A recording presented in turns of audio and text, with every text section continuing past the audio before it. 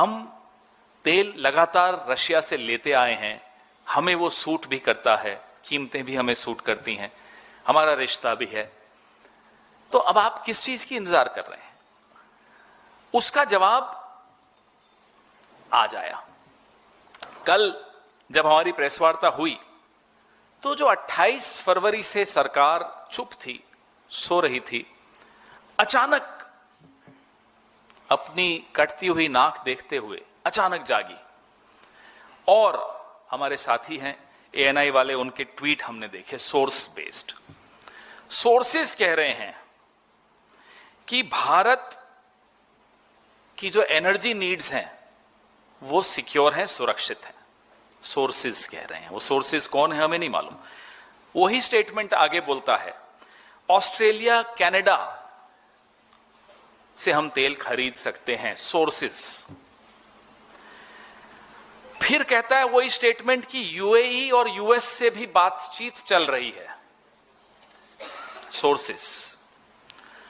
फिर उसी सोर्स ने अगला स्टेटमेंट दिया कि हम इंटरनेशनल एनर्जी एजेंसी आईईए और OPEC, organisation of the petroleum exporting countries से भी बातचीत कर रहे हैं।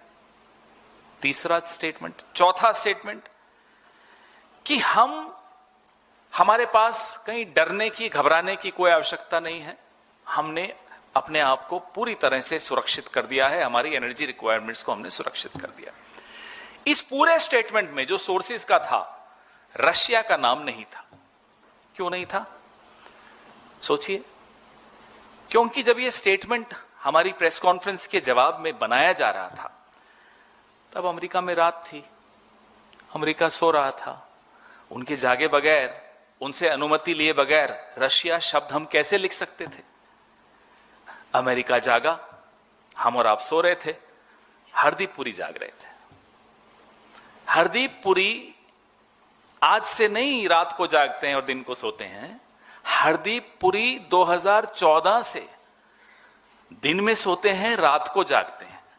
वो अमेरिका के टाइम जोन में अपने आप को हमेशा महसूस करते हैं। वो एप्स्टीन के आइलैंड में हो, कहां हो हमें नहीं मालूम, लेकिन जब भी जहां भी होते हैं वो दिन में सोते हैं, रात को जागते हैं। ये साबित हो गया क्योंकि आज सुबह जो कल हमने चुनौती हरदीप पुरी को दी थी कि जवाब दीजिए रशिया से आप तेल लेंगे या नहीं लेंगे, जवाब हरदीप पुरी से नहीं आया क्योंकि उनके आका ने जवाब दे दिया। उनके आका ने आज हमें लाइसेंस दे दिया।